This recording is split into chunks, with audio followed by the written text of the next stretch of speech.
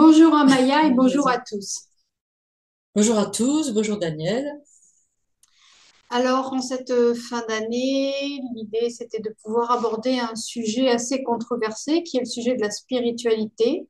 Chacun y va un petit peu de son point de vue. On avait envie un petit peu de poser, nous aussi, nos regards sur qu'est-ce que c'est la spiritualité.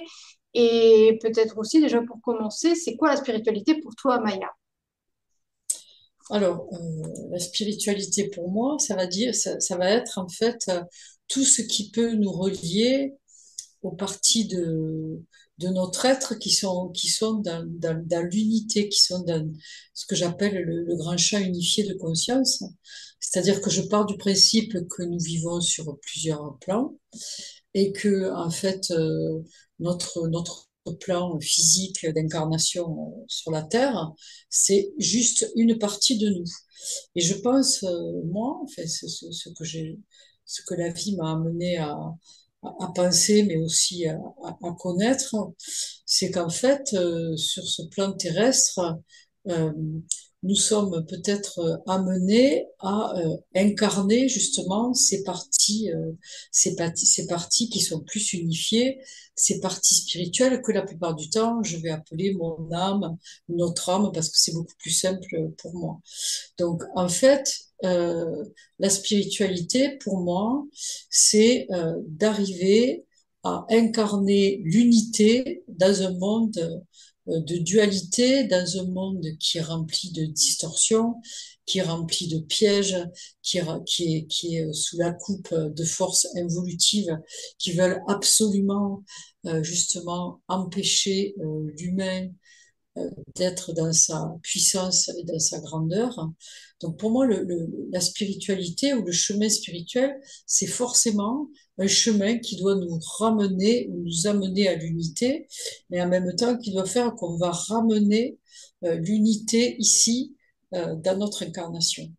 Donc c'est quand même c'est pour ça qu'on dit que c'est un chemin qui est évidemment pas si simple que ça, mais c'est surtout un chemin qui est évidemment parsemé de pièges, de corruption, de toutes sortes. Voilà, donc c'est pour ça aussi que en ces temps de fête de Noël, j'avais un petit peu envie de revenir sur qu'est-ce que c'est le sacré. Voilà, parce que c'est vrai que ces fêtes de Noël, pareil, qui étaient peut-être à la base une fête sacrée parce que c'est les jours les plus sombres de l'année, mais en même temps, enfin les plus courts de l'année, pardon, et en même temps, tout ça, c'est parti dans une espèce de commercialisation à l'extrême. Ben voilà, on voit bien que tout ça, ça a perdu quand même beaucoup d'authenticité. Et en fait, on est tellement pris dans ce flot dans ce flot voilà, d'illusions, de faux semblants, de superficialité, d'argent, de, de, de fausses, de fausses familles, de fausses idées sur, quand on regarde les films de Noël, eh ben non, ça se passe pas comme ça dans la vie. Voilà, peut-être que Noël c'est magique, mais le prince Charmant, il n'arrive pas forcément à Noël. Je pense que nous sommes nombreuses et nombreux à pouvoir en témoigner. Il faut un peu d'humour, mais c'est ça aussi, c'est que c'est retrouver le sacré, en fait. Voilà.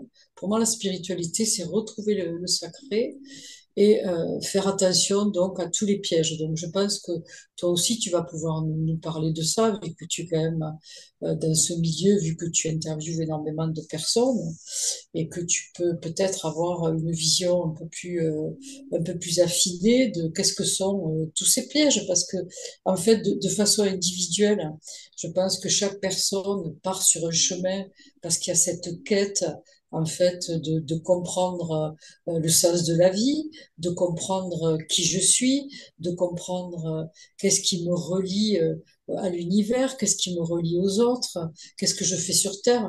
Alors voilà, il y a tout un amalgame comme ça. Et comme nous l'avons dit aussi dans une précédente vidéo, il y a aussi cette grosse confusion. Alors ça, j'aimerais bien qu'aujourd'hui, on y revienne entre la spiritualité et le bien-être. Voilà. C'est-à-dire que maintenant, il y a des salons de bien-être et le bien-être, voilà, ça fait partie maintenant, c'est rentré dans le commercial, c'est rentré dans la vibration du monde, qui est une vibration qui n'est pas une vibration d'unité et de lumière, mais la vibration du monde. Comme je l'ai déjà dit, je le répète, c'est une vibration satanique, c'est une vibration qui est faite dans le mensonge, la perversion, la manipulation. Voilà, donc, qu'en est-il de la spiritualité au milieu de tout ça? Voilà, ça c'est un petit peu ce dont j'avais envie de parler aujourd'hui et comment chaque personne, tout un chacun, on peut retrouver l'authenticité de cette spiritualité. Alors, si tu veux, je continue dans ma lancée, comme tu veux, voilà. Euh, donc déjà, l'histoire de cette commercialisation de la spiritualité, c'est quand même quelque chose qui est absolument contraire à toute authenticité, parce que euh, c'est pas parce que je vais faire énormément de formations qui sont en général coûteuses que je vais plus avancer sur mon chemin spirituel. Pour moi, ce qui va me faire avancer sur mon chemin spirituel, c'est déjà de retrouver ma propre authenticité. Et pour retrouver ma propre authenticité, il y a des choses qui sont très simples, c'est se relier avec ce qu'il y a de plus vrai dans notre monde, c'est-à-dire ça va être la nature, avec les végétaux, les minéraux, et après avec les animaux. Voilà. Après, tout ce qui est humain, c'est de toute façon corrompu. Nous sommes tous corrompus. Il faut s'y faire, c'est comme ça. Et justement, la spiritualité, ça va être de se libérer de cette corruption pour pouvoir vraiment incarner le plus possible enfin, notre divinité, si je peux l'exprimer comme ça. Et donc, c'est sûrement pas avec l'argent, c'est sûrement pas, c'est peut-être même pas dans les livres, parce que c'est ça, la spiritualité aussi, ça peut avoir un côté extrêmement mental. Moi, j'ai lu beaucoup de livres, j'ai écouté beaucoup de conférences sur des personnes qui pensent détenir en fait la clé de la spiritualité, c'est-à-dire la clé pour nous libérer de ce dont je parle, pour vraiment nous relier à la divinité. Après, il y a toutes les religions, on en a parlé aussi la dernière fois. Alors, c'est pas qu'il faut tout jeter, parce que la vérité, en même temps, elle est partout. Et dans le chemin de chacun, on peut trouver des informations qui peuvent être utiles à une ouverture d'esprit, de conscience et de cœur. Mais c'est vrai aussi que la spiritualité, ça a un lien très étroit avec l'ouverture de cœur. Enfin, en tout cas, tu m'as demandé ce que moi je ressentais par rapport à ça. C'est ça. C'est déjà ouvrir son cœur et aussi il faut énormément d'humilité pour regarder que justement euh, c'est peut-être facile de dire oui, moi j'aime tout le monde, j'ai de l'amour, je fais des méditations pour l'amour. Mais l'amour, en fait, il est tous les jours au quotidien avec les gens que je rencontre, avec mon interaction aussi avec le vivant, comme j'aime le dire. C'est-à-dire que l'amour, c'est aussi comment je traite les animaux, pas que les animaux domestiques.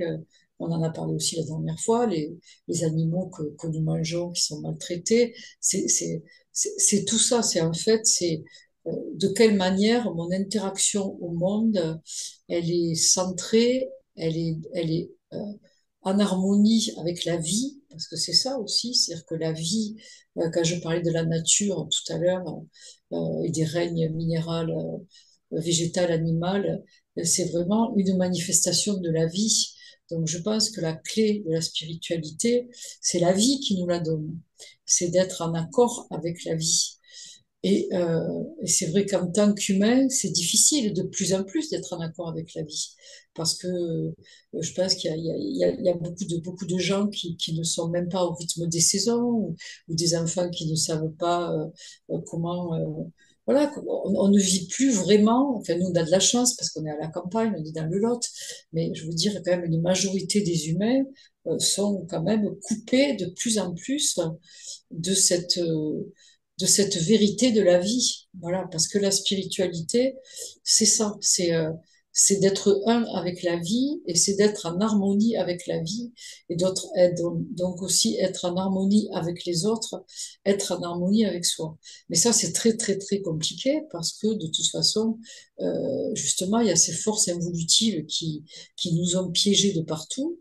Alors c'est vrai que moi, ma spécialité, c'est l'inconscient, c'est-à-dire, moi j'ai découvert à quel point dans l'inconscient, justement, on avait des interférences qui nous coupaient non seulement de la vie, mais qui nous coupaient des autres, et bien pire, qui nous coupaient de nous-mêmes. Voilà, donc c'est ça ce chemin spirituel, c'est aller retrouver en fait cette, cette unité en soi, mais dans ce chemin, c'est pour ça que c'est pas forcément un chemin qui est tout le temps facile et qui est forcément un chemin de bien-être, parce que justement, sur ce chemin, on va forcément rencontrer tous ces pièges qui ont été mis en place et on va forcément tomber dedans aussi. Et on va forcément aussi penser qu'on est arrivé, qu'on a tout compris pour se rendre compte que non, il y a un piège de plus, etc. Je pense qu'il faut énormément d'humilité pour vivre cette spiritualité. Alors, encore une fois, j'ai pas la présomption de la vivre mieux que les autres, mais c'est juste que ce que j'ai envie de partager, ce sont mes découvertes par rapport à tout ça et que la spiritualité, c'est pas non plus aller dans je veux dire, aller faire une retraite chez les bouddhistes. Voilà, moi, ça m'est arrivé, par exemple, j'ai vécu ça et j'ai été quand même assez estomaquée de voir à quel point ben, l'humain, il ressort de là avec une certitude qu'en fait, il est dans la bonté, qu'il est sur son chemin, mais en même temps, il va pas faire attention à la personne qui est à côté de lui, tout simplement. C'est aussi, ça peut être aussi, les obstacles peuvent être aussi bêtes que ça, c'est-à-dire ne pas regarder qui je suis parce que je vais partir dans une philosophie spirituelle ou dans des pratiques religieuses ou que je vais me persuader que je suis une bonne personne mais que je vais surtout pas regarder ce qui se passe.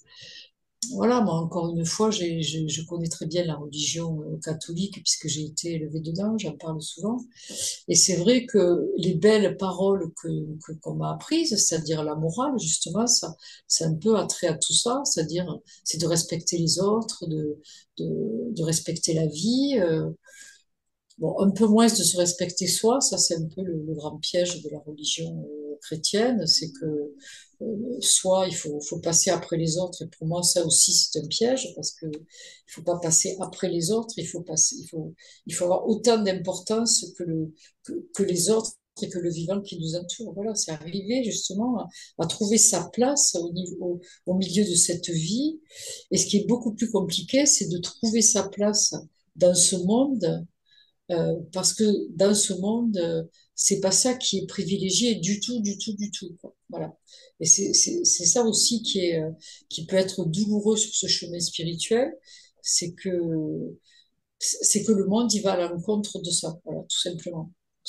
À tous les niveaux, d'ailleurs, à tous les niveaux. Que ce soit au niveau relationnel, au niveau politique, au niveau éducation, au niveau à tous les niveaux en fait. Voilà.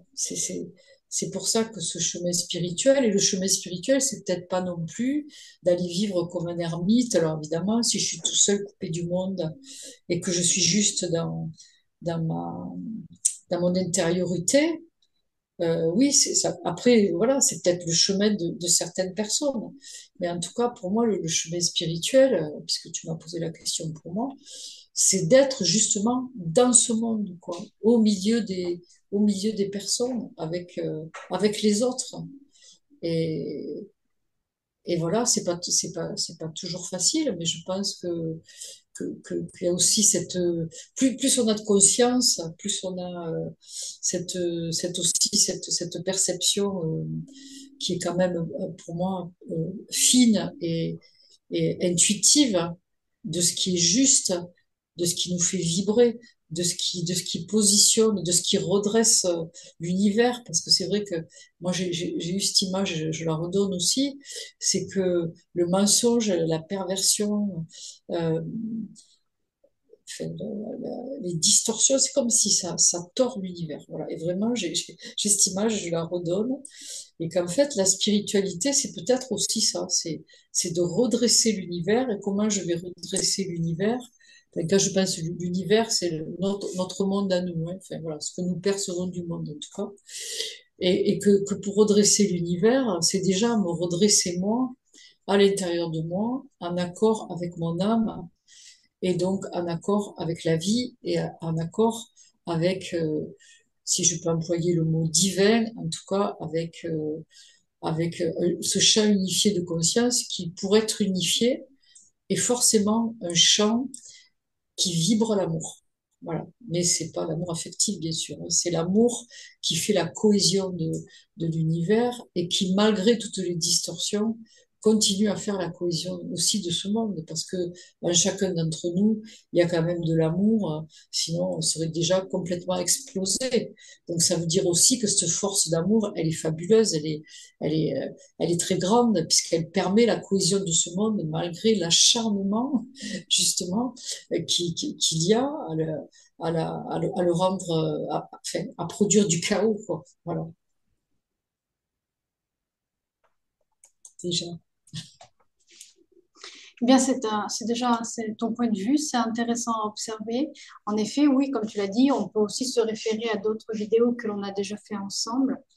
C'est vrai que quand tu m'as parlé de la spiritualité, moi, du sujet de la spiritualité, il y a moins d'une demi-heure maintenant, en me disant on fait une vidéo ensemble, euh, j'ai pris quelques minutes pour moi aussi essayer d'observer ce que ça voulait dire pour moi aujourd'hui, 26 décembre 2023. Parce que on parle spiritualité souvent sur une notion de période, un sentiment de pérennité dans la perception, la manière dont on le voit. Et aujourd'hui, ma vision de la spiritualité, de ce qu'on va appeler la spiritualité, n'est pas du tout la même que celle que j'aurais pu avoir 5, 10, 20, 30 ans ou 40 ans en arrière, par exemple. Et c'est important aussi de se dire que le regard sur ce qu'on va nommer spiritualité, parce que ça reste une appellation, il va changer, il est complètement métamorphe. Si tu m'avais posé la question il y a 30 ans, je t'aurais regardé avec des yeux complètement vitreux, sans trop comprendre un petit peu ta requête, ta demande, parce que tout simplement, à contrario de toi, je n'ai pas eu d'études religieuses derrière, je n'ai pas eu de catéchisme. Euh, je suis passée un peu entre ces mailles-là. Je me suis de moi-même informée au cours des décennies. J'ai lu, j'ai pris note, je me suis informée sur les différentes religions qui peuvent exister. Et il en est tous les jours, mais les grandes religions qui peuvent exister sur notre belle planète. Donc, j'ai lu, je me suis informée dans toutes ces années. Et le regard sur ce qu'on appelle la spiritualité, mon regard du moins, il a changé. Il y a 30 ans, je n'y pensais pas. Il y a 20 ans, j'avais un regard peut-être plus scientifique, plus analytique, euh, ouais, peut-être même plus jugeant, je dirais, genre en étant honnête. En étant honnête, peut-être un peu plus jugeant, peut-être jugeant sur moi, sur ma manière peut-être de ne pas être assez ou d'être trop. Il y a 10 ans, tu vois, en remontant un petit peu le temps, il y a 10 ans, mon regard sur la spiritualité, il était sorti des dogmes religieux, de ces recherches-là, mais était davantage sur des préceptes plus philosophiques, plus comme né au bien-être, hein. On garde l'appellation aussi, avec toutes les formations que j'ai pu suivre au cours de ces 15-20 dernières années. C'est ça aussi, mon regard a complètement évolué par rapport à ça. Et aujourd'hui, mon regard n'est plus du tout le même sur ce qu'on appelle la spiritualité. Déjà, la spiritualité en soi, pour ma part, moi, je la conçois, je la vois en face de moi extrêmement sérieuse. Derrière, il y a toute une notion de protocole. Quand on parle de spiritualité, on a l'impression que ça doit être hyper sérieux, hyper cadré, hyper rigide. Quel que soit l'information en face, on a le sentiment qu'il y a quelque chose qui empêche la joie derrière. Il y a cette espèce de joie, d'humour, d'insouciance qui n'est pas toujours associée au mot spiritualité. Quelqu'un de spirituel aujourd'hui, ça va être quelqu'un, comme tu disais, qui va méditer, qui va être dans des démarches très philosophiques, ou pour redonner ton exemple, eh bien, éventuellement, un ermite va être considéré comme quelqu'un d'autrement spirituel. Pas forcément. Quelqu'un de spirituel, ça peut être je sais pas moi, ça peut être quelqu'un de très joyeux, de très loquace, de très communicant. Et pour rejoindre vraiment ce que tu disais tout à l'heure, euh, il est très important de rester aligné parce que c'est ça qui est le plus difficile. Au cours de toutes les observations, c'est ça qui est le plus difficile, c'est de pouvoir rester aligné et la spiritualité aujourd'hui ne sera pas la même dans 10 ans. Quel que soit ce que l'on dit, ce que l'on pense, parce que chacun va évoluer à son rythme, parce qu'il va entendre, ce qu'il va percevoir. Je te laisse parler. Tu voulais rebondir. Non, non, mais c'est tout à fait vrai ce que tu dis. Après, c'est vrai que euh, comment dire, moi, ça fait des années que je suis vraiment ouverte à ça, donc j'ai commencé il y a longtemps, et c'est vrai que je me suis mis à lire au fur et à mesure un petit peu tous les livres qui sont arrivés, toutes les connaissances qui nous sont arrivées, qui ont fait que ça s'est élargi aussi aux connaissances de plusieurs cultures, que ce soit les cultures orientales, mais aussi les cultures chamaniques, etc. C'est-à-dire que ça englobe énormément de choses qui sont très, très riches. Et actuellement, c'est vrai que nous avons accès quand même à des connaissances ancestrales qui sont extrêmement riches, qui sont très intéressantes et qui sont aussi un moyen, justement, qui peuvent être un moyen de retrouver notre chemin vers notre lumière intérieure. Par contre, bon, c'est sûr aussi que comme c'est piégé tout ça, nous avons fait une vidéo déjà un petit moment sur la fausse lumière. Et je crois qu'on ne peut pas parler de spiritualité sans parler de fausse lumière, en sachant qu'en fait, je pense aussi que l'humanité arrive maintenant à une période où la lumière, elle est de plus en plus présente, l'ouverture des consciences, de toute façon, est là.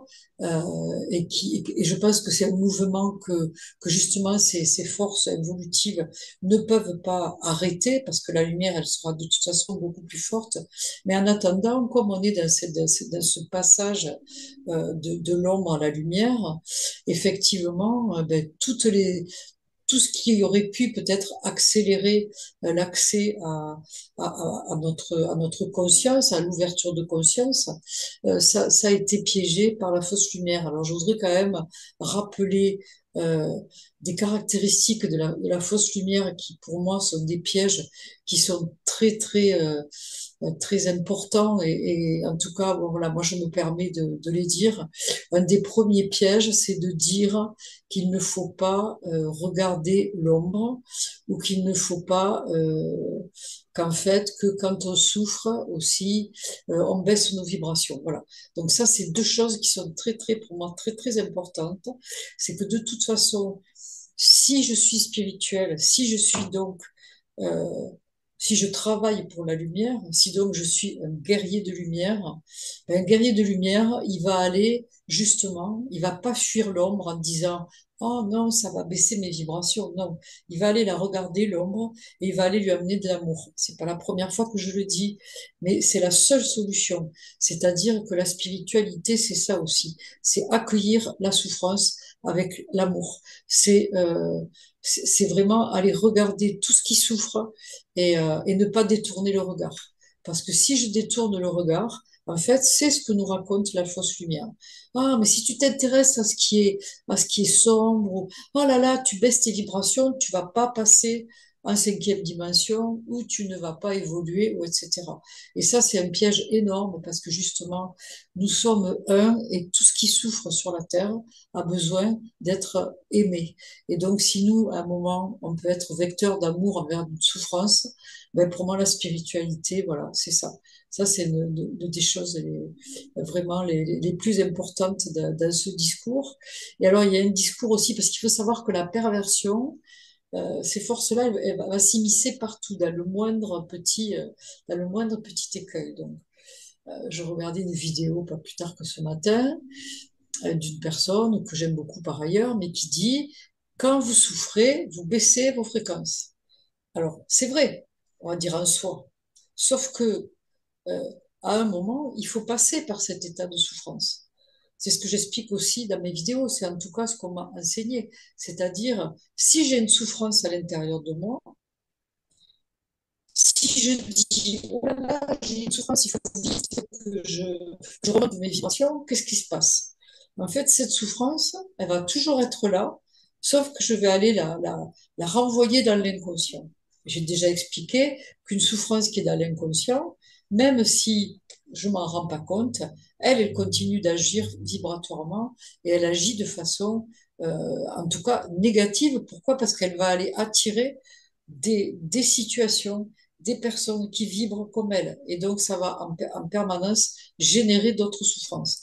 Donc, si je suis en souffrance et que j'accueille cette souffrance et que je dis, ben oui, je souffre et que je la fais sortir, ben là, en même temps, c'est un peu ce que je disais tout à l'heure, je vais mettre de l'amour dans cette souffrance. Donc, ce n'est pas souffrir qui baisse les fréquences. Ce qui baisse les fréquences, c'est de refuser la souffrance. Parce que là, effectivement, la souffrance, elle va partir dans l'inconscient et c'est là qu'il va y avoir beaucoup enfin, d'énergie négative qui va se mettre avec cette souffrance. Voilà. Et ça, c'est vraiment pour moi, les deux pièges sur ce chemin spirituel qui sont extrêmement importants. Alors évidemment, encore une fois, tout ça c'est subtil, c'est-à-dire il n'est pas question non plus de se vautrer dans sa souffrance et de se poser en victime, parce que ça aussi, c'est le piège que nous rencontrons fréquemment en ce moment. Pourquoi? Parce que à notre période, ces souffrances justement qui ont longtemps été refoulées sont en train de remonter à la surface et que donc il y a deux solutions. Soit on comprend ce qui se passe et si une souffrance remonte, on dit ben, j'accueille cette souffrance, j'accueille cette mémoire, je me fais aider parce que je pense que souvent on a besoin d'aide, que tout seul c'est compliqué, mais c'est pas la même chose que de se poser en permanence en victime. Si je me pose en permanence en victime, en fait, je continue à nourrir en fait le système de la souffrance. Et des fois, la différence entre les deux, elle n'est pas si claire que ça, même pour soi-même. C'est-à-dire que c'est, et la spiritualité, on va dire que c'est ça aussi, ça va être de chaque jour regarder comment j'agis avec moi-même, comment je peux être complaisante avec moi-même, justement, parce que c'est vrai que quelque part, si je raconte mes souffrances à longueur de temps, je vais aller voler de l'énergie aux autres, ça c'est sûr. Voilà. Et puis en même temps, je vais les gonfler les autres. En même temps, c'est vrai que quand je suis en souffrance, j'ai aussi besoin d'en parler. Mais c'est-à-dire qu'il y a un temps pour en parler et un temps pour trouver des solutions, un temps pour libérer. C'est-à-dire que si une personne est en souffrance en face de moi, si je peux arriver à lui faire accoucher de sa douleur, super. C'est-à-dire que là, si la personne, voilà, elle arrive à craquer, à pleurer, elle aura accouché de sa douleur et après, il y aura la paix qui va se faire. Si j'écoute pendant 3 heures une personne qui se plaint en permanence et quand on lui propose une solution, mais il n'y en a pas, nanana, nanana, nanana, je veux dire, ça, c'est là, on tombe en fait dans le piège de la souffrance. Voilà, tout ça, c'est subtil et donc c'est pour ça qu'il faut pas dire que la souffrance, elle baisse les vibrations. Elle peut les baisser si je reste longtemps dans ma position de victime. Après, c'est pas du tout facile, hein. Moi, j'ai des jours, je suis en mode victime, je peux pas faire autrement, hein. C'est comme ça, je me ressens comme ça. Bon, ben, de toute façon, il y a juste aussi à accepter ça. Et puis à un moment, si je suis un petit peu à l'écoute, je vais remarquer qu'il va y avoir tout le temps de l'aide, une information. Il va y avoir, je sais pas, je vais tomber sur une vidéo, je vais avoir une conversation avec un ami et qui va peut-être me montrer que je peux regarder la situation autrement. Et si je regarde la situation autrement, je sors de mon état de victime et je vais pouvoir libérer la souffrance. Voilà. Mais il ne faut pas, surtout pas, euh, rejeter sa souffrance. Surtout pas, ça fait l'effet inverse. Voilà, ça c'est des pièges. Et pour moi, justement, la spiritualité, c'est aussi ce chemin quotidien qu'on fait avec soi-même, euh, pour voir euh, aussi, est-ce que je suis intègre, est-ce que je suis intègre avec moi-même, est-ce que je suis intègre avec les autres, est-ce que je nourris l'énergie satanique de ce monde en participant au mensonge, pas forcément en mentant, mais disons en le validant. Est-ce que tout ça, c'est pareil, c'est très subtil, hein. Est-ce que je vais continuer à valider une situation toxique et malsaine parce que quelque part, ben voilà, quelque part, j'y trouve quand même un petit peu de satisfaction, un petit peu de réconfort, parce que ça peut être une situation toxique qui dure depuis très longtemps, une situation toxique dans laquelle j'ai grandi, j'ai vécu. De toute façon, on est tous dans des situations un peu comme ça, hein, vu que tout est perverti, voilà. Et on va dire que la spiritualité par rapport à tout ça, c'est peut-être aussi ce qu'on nous demande de plus en plus en cette fin 2023, en tout cas moi c'est ce que je ressens, c'est d'être le plus droit dans ses bottes possible. Bon, déjà avec soi-même, bien sûr, hein, voilà, c'est vraiment avec soi-même. Si je me regarde à la glace, et est-ce que je suis intègre, est-ce que ce que j'ai fait, ce que j'ai dit, ça correspond à ce que j'ai envie d'être, ça correspond à mon âme, ou est-ce que j'ai encore fait des concessions? Voilà, c'est pas grave, hein, parce qu'on n'est pas parfait, évidemment, on n'est pas parfait. Mais déjà de le voir, c'est important, voilà, de dire, ah ben ouais, tiens, je suis encore dans un système où je nourris quelque chose de toxique et de perverti, voilà. Et puis après, ben, on essaye tous les jours un petit peu de redresser. Voilà, c'est du tricotage ou même des pointes de dentelle à faire tous les jours, quoi, à remettre un petit peu quelque chose de droit comme ça tous les jours. Et à force comme ça, on avance et à force, on redresse le monde tous. Et ce qu'il faut savoir, c'est qu'on est vraiment dans une vibration inverse de ce que je suis en train de dire, qui est une vibration où plus rien n'a d'importance, on peut faire n'importe quoi, euh, et vas-y, roule, quoi, voilà. Moi, je kiffe la life et voilà, on s'en fout si j'écrase les autres, si je suis impoli, si, voilà, il y a ça, on vit quand même dans une énergie comme ça. Donc, c'est d'autant plus important, justement, d'être dans ce chemin spirituel, tout un chacun. Et comme tu le disais tout à l'heure, vraiment, c'est quelque chose qui se vit chacun à l'intérieur.